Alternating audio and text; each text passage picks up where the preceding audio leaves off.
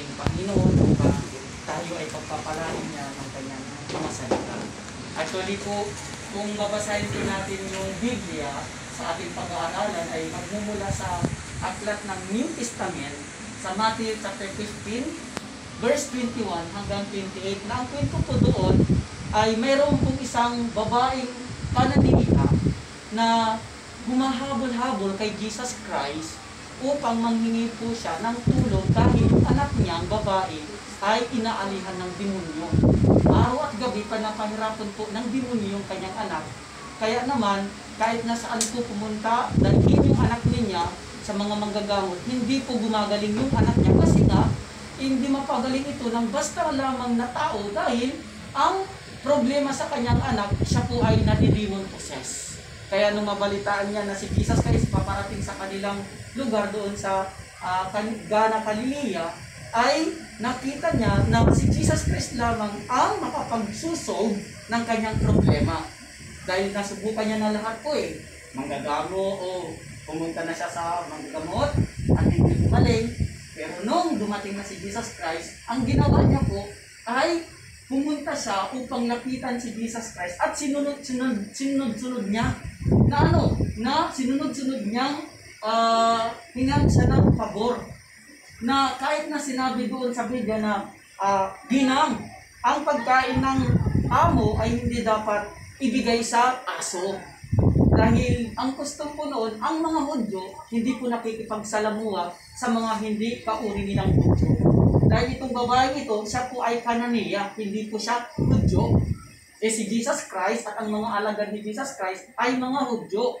At ang layunin kung bakit sinabi ni Jesus Christ doon ay upang mahayag yung pananampalataya ng Kananiyang babae kung talaga nga bang itong babaeng ito ay mahadlangan ang kanyang paghingi ng tulong kay Jesus Christ dahil lang sa ganun sinabi ni Jesus Christ. Pero nakikita po natin dito na itong babaeng ito na sunod ng sunod at urging ng urging kay Jesus Christ kahit na siya ay sinabihan na hindi pwedeng ibigay ang pagkain ng amo sa aso, ay patuloy pa rin po siya na lumalapit kay Jesus Christ para hingin ang hiningi niya na tulong kay Jesus Christ. Dito natin malalaman po ngayon. Ano po ba ang pananampalataya? Di ba po sabi ng Biblia na kapag may pananampalataya tayo, anuman ang hingin natin sa Diyos, matatanggap natin. Nasubukan niyo na po ba na humingi sa Diyos? Hiningi po ba? Anong sikreto? Dahil po ba sa mabait tayong tao? Dahil po ba sa pinagawa tayong mabuti sa kapwa? Paano na lamang po kung yun ang pagbabasa na hindi na natin kailangan maniwala sa Diyos? Ang dahilan kung bakit tayo humingi sa Diyos at nakakatanggap sa Diyos dahil sa pananampalataya sa Kanya. Without faith, we cannot receive salvation.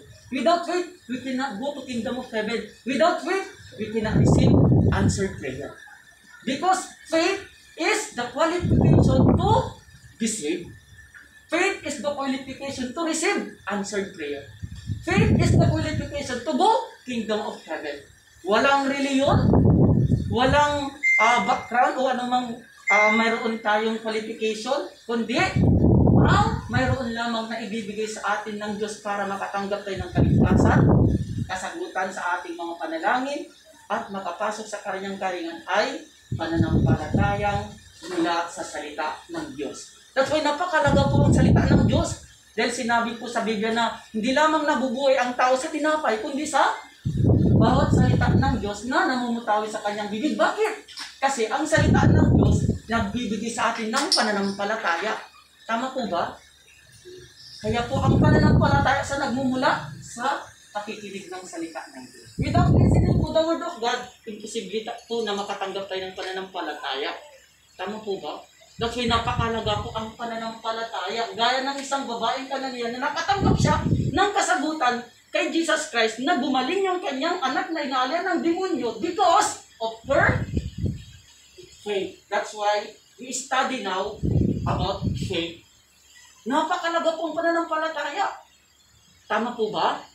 Okay. Ano ang dahilan bakit po itong babaeng ito nakatanggap ng kasagutan sa kanyang hinihiling kay Jesus Christ even though sa po ay nahirapan na sunod ng sunod kahit na po siya ay binabaliwala, ay nandoon pa rin yung pagsisigasig niya, at kahit na tinuturing siyang isang aso is nandoon pa rin yung pagpipilit niya dahil naniniwala, una ng palataya siya na ang problema niya ay tinatawag na pangunahing problema. Ang daming mga problema na pinagdadaanan natin sa ating buhay, kaya po nang nangyari kay Sister Marilyn nung nakaraang Lunes nung nakaraan po na si Brother Bong ay nakakain sila ng galing sa ref na ulam, ginatang gulay, at dun po ang sanhi kung bakit po siya ay nag-diarrhea, nagsuka at isinugod sa ospital. Ang daming problema, hindi lang yun. Ganon din po sa nangyayari sa ating paligid na kung sana hindi mapigilan ang pagdami ng coronavirus. Positive. Maraming nagpa-positive na COVID-19. At ang dami din problema sa pamilya natin. Ganyan po yung away sa mag-asawa, di pagkakaunawaan, mga anak na matitigas ang ulo. Sumunod pa ang mga anak natin, problema nila ang kanilang mudyon. Si Jillian nadidepress because ginawa niya yung best niya para makakuha siya ng grade, pero buti na lang hindi bagsak. Yung kay mga classmate niya bagsak pero siya passing grade. So ang daming uri ng problema, aksidente, kalamidad, bagyo, ang dami na kung saan ito ay apparent problem dahil sa fundamental problem. At alam niyo po kung ano ang pinagmulan ng fundamental problem? Because there is one reason why mayroon tayong fundamental problem.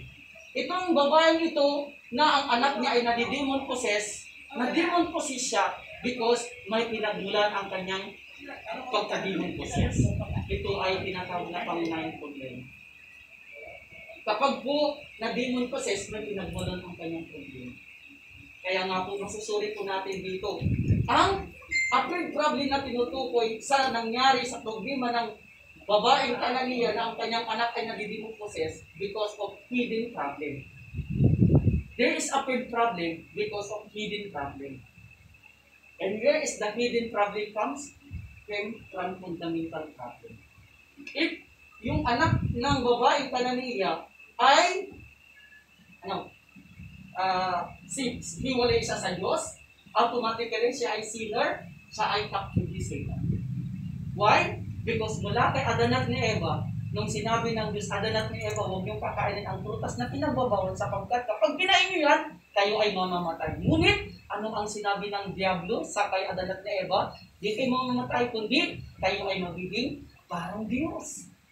At nung kinain niya Adan at ni Eva, yung prutas na pinagbabawal ng Diyos, doon po nagsimula yung fundamental problem. Ano yung fundamental problem na nagsimula kina Adan at ni Eva? Ang nagsimula kina Adan at ni Eva na problema, kaya tinawag na fundamental problem. Nung sila po ay lumabag sa utos ng Diyos, sila ay pinalayas sa Hardin ng Eden. Bakit? Dahil sa kasalanan. Na sino may gawa? Si Satan. Na ano? Upang sila i-slave. Kaya naman, lahat ng pinagmulan ng apparent problem natin because of hidden problem it is Satan captured our mind, captured our heart to depress, to anger, to jealous, to hate somebody. Sinong nagbibigay sa atin yan? Not appeared.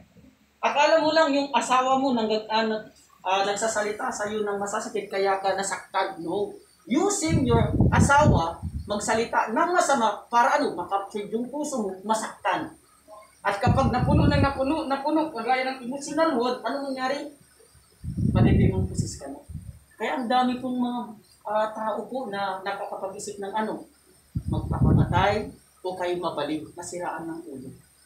Why? Because naipon yung sa isip at puso nila na mga problema. Sama ng loob, galit, tampo, selos, na kung saan ito yung best weapon ni Satan para i-capture ka at hindi ka niya alipin. Yan ang tinatawag na demon possess. At kapag na-demon possess ang tao, makikita yung sasabihin, gagawin, at yung buhay niya ay punong-puno ng suffering. That's why nung malaman ng babaeng Cananea na yung anak niya na demon possess, apparent problem because of emotional wound, which is captured ni Satan ang kanyang puso at isip because of the fundamental problem which is gawa ni Satan, anong nangyari? kahit na po siya ay pinagtataboy ni Jesus, ng alagad ni Jesus, sunod pa rin ang sunod, at kahit na siya ay tinatanggi, ay masugid pa rin na humingi, at kahit na po siya tinuturing na aso, hindi niya po iniinda na siya kahit na aso. Bakit? She believed that her problem, na yung anak niya na demon possessed, na marami siyang mga iniisip na problema, kundi dahil sa fundamental problem na kung saan ito yung pinagmulan, kaya yung anak niya na demon possessed. Yun yung paniniwala ng babaeng Hananiah. Kaya, kahit na po siya ipinagtatabon, sunod ng sunod, kahit na siya hindi iniintindi, ay pinagsikapan niya, kahit na siya ay itinuturing na aso, hindi niya ito iniintindi. Bakit? Kasi she believed na ang problema niya ay mula sa gawa ni Satan. Kaya yung anak niya, si Jesus lang ang makapaligtas niya. Yun po ang dahilan kung bakit kailangan natin maniwala kay Jesus Christ. Maraming tao na ang dahilan kung bakit sila nagsisimba to receive blessing. Pero hindi po ito ang tunay na dahilan. We go to church to give things to the Lord because of the salvation we receive from Him. Without Jesus Christ, we cannot save. It's not the reason we go to church because of the blessing. We go to church because we must give things to the Lord, because salvations na hindi natin pinagpagalan ay binigay niya sa atin through believing Jesus Christ only. Brother, if you believe Jesus Christ, you will receive eternal life. John 3:16. You don't need na ikaw ay magpakabait na tao dahil di mo gayang magpakabait kung wala si Jesus Christ sa'yo. Even though gawin mo ang lahat ng paraan para pumasok ka sa Kingdom of Heaven, you cannot enter to Kingdom of Heaven without believing Jesus Christ. Because Jesus Christ said, I am the way, the truth, and the life. No one comes to the Father except through me. John 3:16, if you believe, you will receive what? Eternal life. Amen? Not blessing material, but eternal life. That is faith. That's why important ang pananampalataya kaysa sa anumang mga bagay sa mundo. Amen? When she believed and recognized that her problem is not demon possessed yung daughter na kundi dahilan sa fundamental problem na demon possessed ang kanyang anak, she need what? Jesus Christ. She believed that only Jesus Christ is the answer to her fundamental problem. That's why Christ came to this world to solve not a problem, not hidden problem, but to solve our fundamental problem, which is ito yung separation from God, sinner, and slave of Satan. Jesus Christ came to you, brother, not to solve your problem of your wife, not to solve your trabaho problem, but to solve your fundamental problem. Ano yung fundamental problem?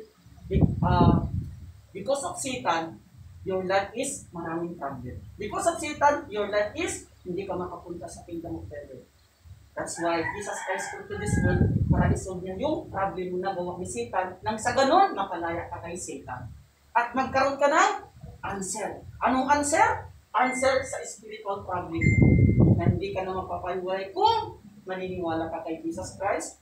Hindi ka na mapasalanan kung maniniwala ka kay Jesus Christ. Hindi ka na magiging slave ni Satan kung maniniwala ka kay Jesus Christ. Dahil sa paniniwala mo kay Jesus Christ, you will be free from your destiny, from your problem spiritually, and you will receive answer. What kind of answer? Salvation, eternal life, and go to Kingdom of Heaven. Amen?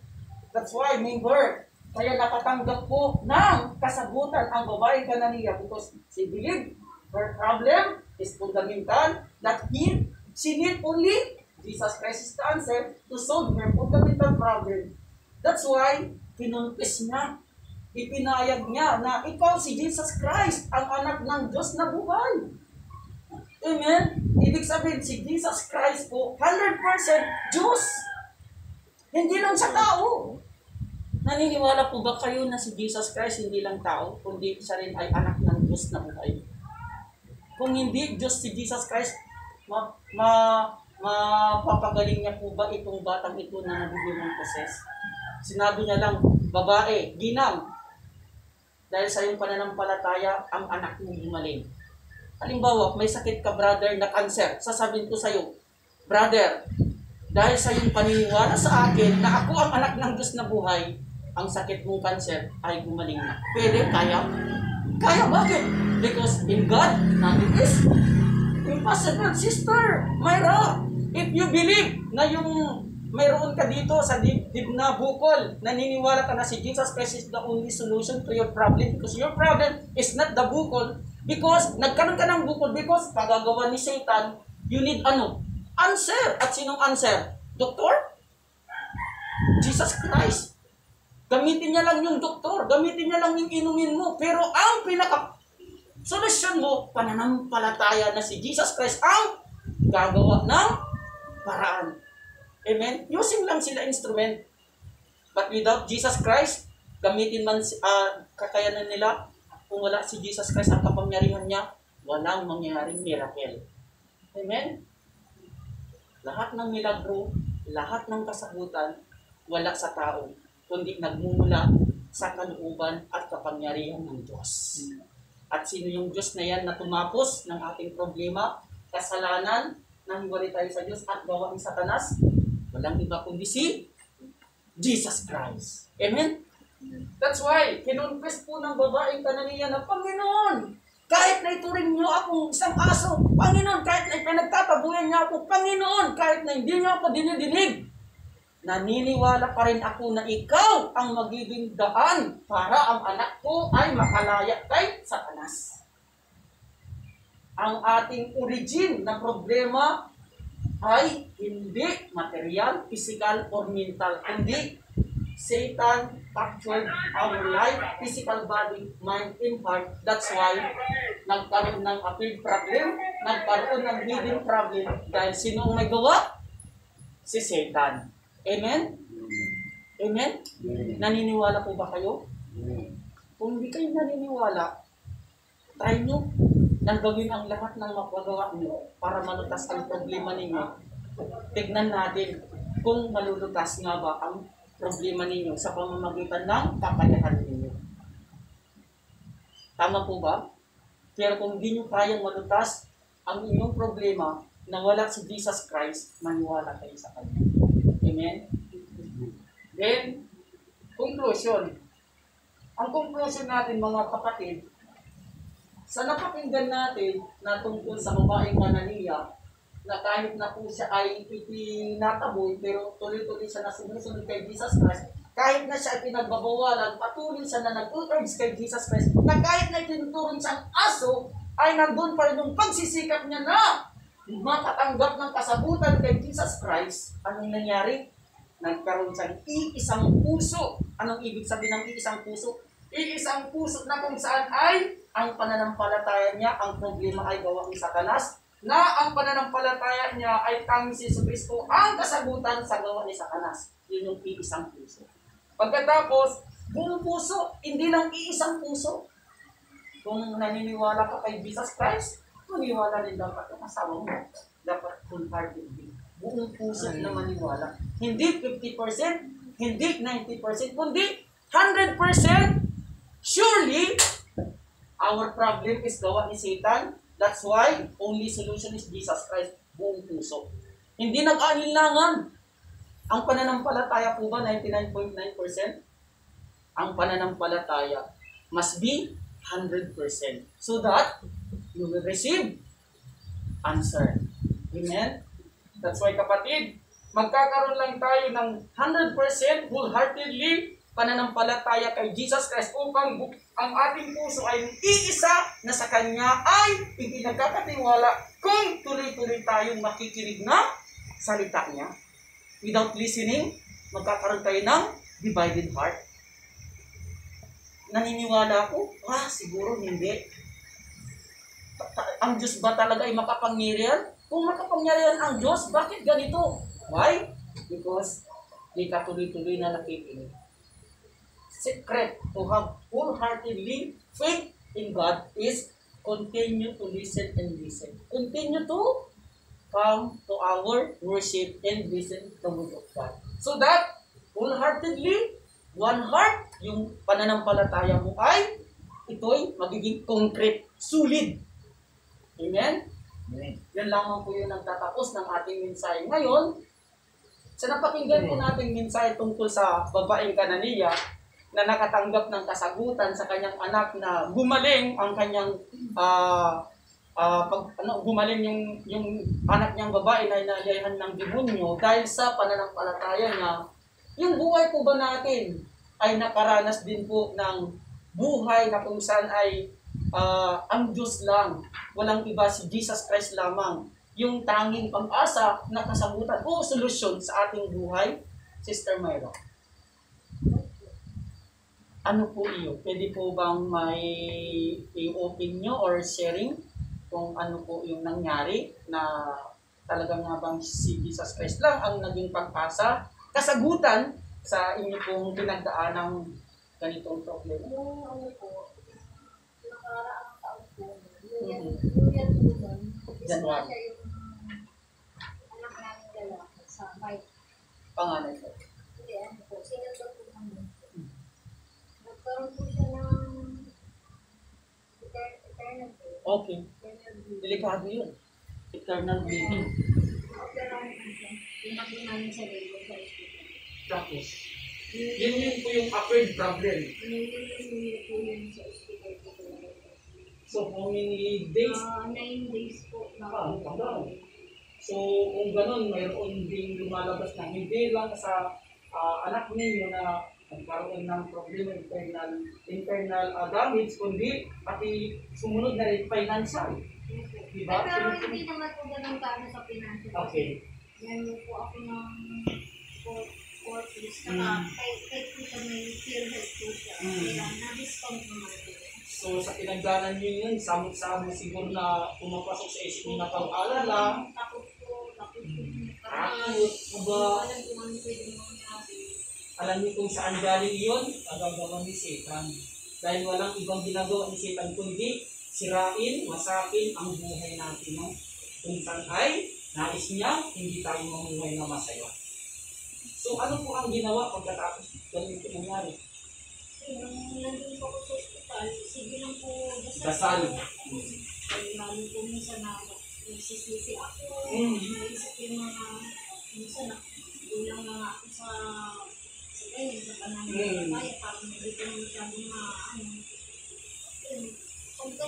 sa ganun pangyayari, doon ko naisip. Yes. Na-realize sister. Doon ko na-realize na talagang kulang Siya lang. ako sa kaya sige, ang hingi ko ng tawad. Sige, ang dasal ko mo. So doon natin na-realize na kapag tayo ay kulang sa pananampalataya, kasi ang pananampalataya nagbibigay sa kapikilig ng salita niya is ang diablo masipag at malakas na mag-intervene sa ating buhay. Yan yung mga intervene niya. Mga problema at kahirapan nang sa ganun, masira yung ating kasiyahan. Yan ang kasiyahan natin sa totoo ay ang salita ng Panginoon. Kaya kapag nakakapakinig ka sister ng salita niya, yung kabigatan mo at pag-alala mo, unti-unti ito, napapalitan ng kapayapaan at kapanatagan. Dahil, pumapalit, pagtitiwala sa Diyos na siya ang bahala maglutas. That is very important. Amen? So, about sa inyo po, meron po ba kayong karanasan na mga problema na dumaan sa pamilya, sa buhay ninyo na walang ibang hinanap at nilapitan, kundi ang biyaya o tulong ng ating Panginoon?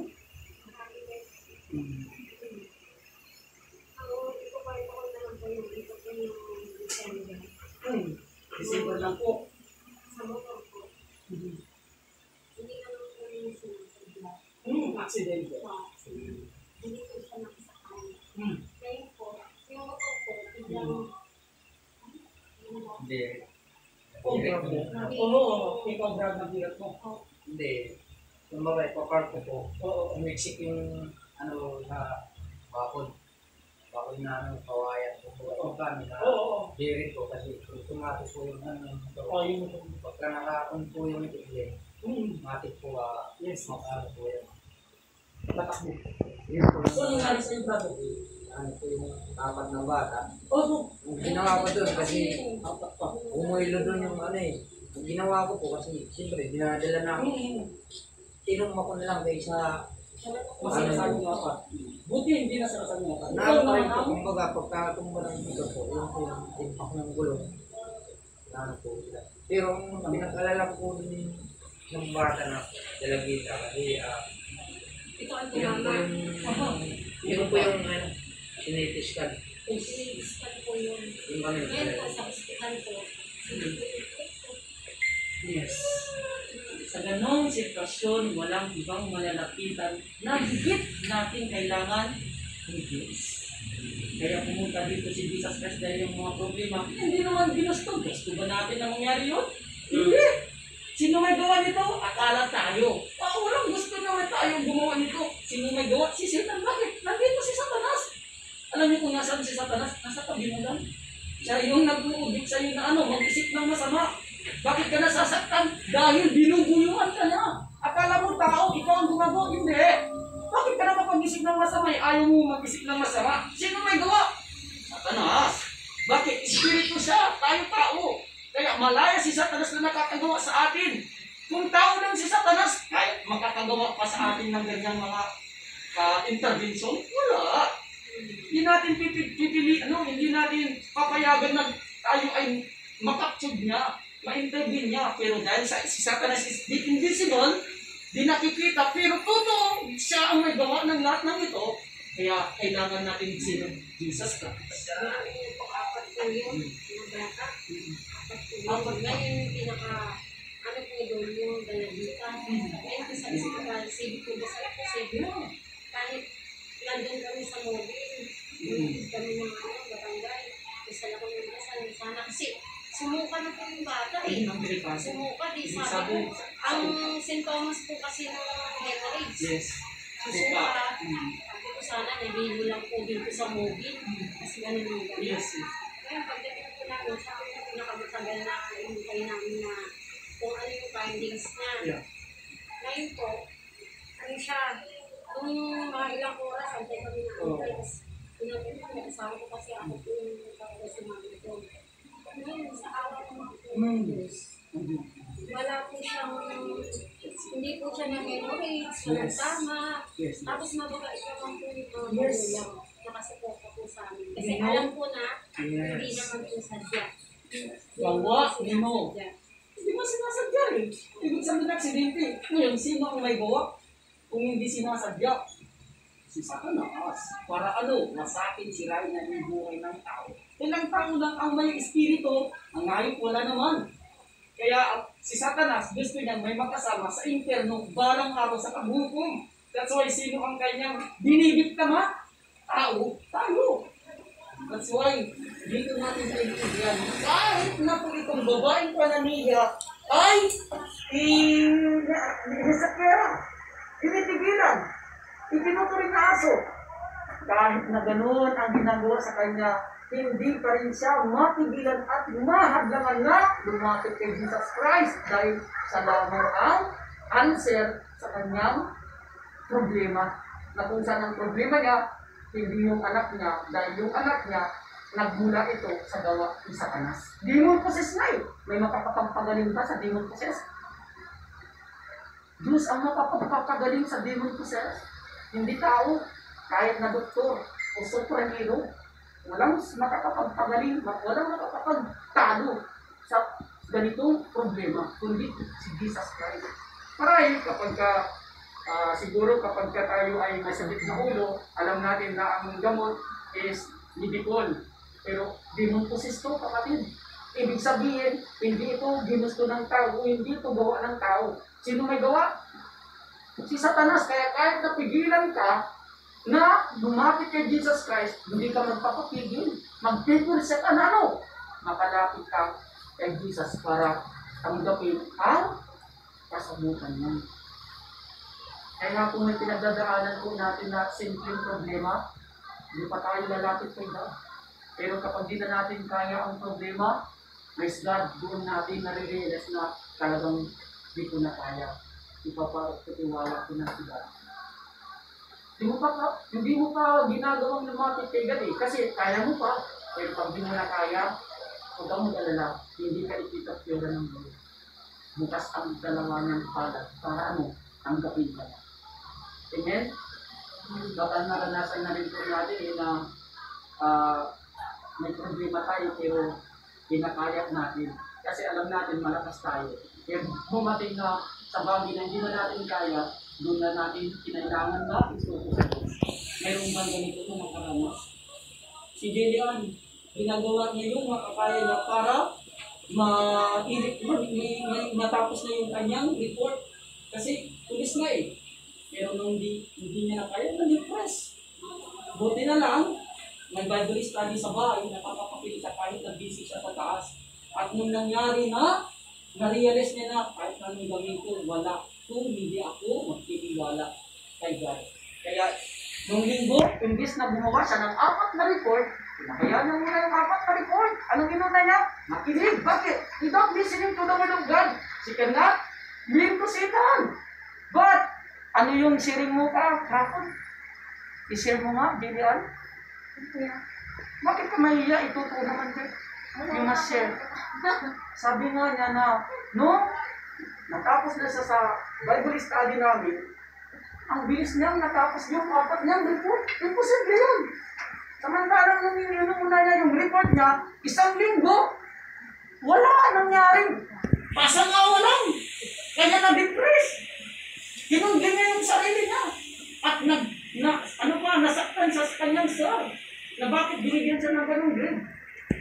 Pero nung na-realize niya na kahit na anong gawin kong pagsisikap at gawin ko, hindi ko inuna na makinig ng salita ng Diyos, di ako nagtitiwala sa Diyos, wala kayo. Kaya ang ginawa niya ng linggo, magmula yung report na yan, makinig muna. Pagkatapos na kinig, yung gumawa siya, anong resulta? Wala pa. So, sa tingin mo, mas yung ginawa mo kaya is pasado o hindi? Pasado na. Brother Benji, ang realization mo sa napakinggan natin yung tayo? Nalapit sa kay Jesus Christ. Nalangin. Parang ibigat. Ang bigat ng problema mo. Mukha sa nawawala. Because of your believing ka na ng Panginoon. Yun lang, sa may problema, yun lang.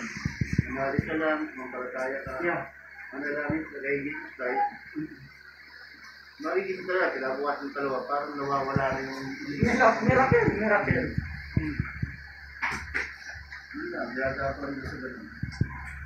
May tanong ko po, Brother Benji, kasi si Brother Benji sa Sistema nila, nakaka-attend sila ng homepage sa kanang Bible study. Ano po ang feeling ninyo kapag nakakapakinig tayo ng mga mensahe? Masaya. Kasi parang yun ang pagkain na ating spirito eh. Yung kapit ka ng salita mula sa Bible. So, kung sa susunod po halimbawa ay mayroon tayong ganito, bibigyan niyo po ba ng time, kahit kunting time lang po para po makapakinig sa susunod? Okay lang po. Sa iyo, meron pa tayo po.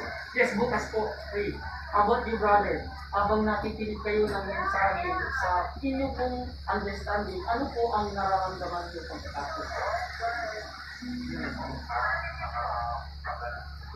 Malubat. Parang malubat. Yes. Wow. Please go.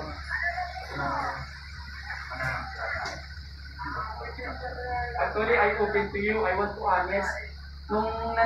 Bago ako pumasok dito, I feel po I want to be honest with you, brother and sister. Nung papasok ako dito, naramdaman ko na parang I'm not welcome. Because when I greet you, no one can answer me. Magandang araw, magandang umaga. No one can answer me. I want ko kung sino lang sumagot sa akin. It means to say, you don't want me to found. Am I right? Ikaw. What other? First time kami na. First time. Hindi, mali. Pangalawa na po ito yung Sa center. But I understand na bakit ganun yung atmosphere kanina because Satan don't want us to understand this message. Because this message is the answer of you. It's one of you, this is your answer. To your problems na naiintam ko. by Satan, nag-intervene kanina bago ako pumasok. It's not you, brother and sister, kanina nung bago ako pumasok. It's Satan's words, not you. Hindi niya nais kayo na makatanggap na pagkasalit. Nag-iisa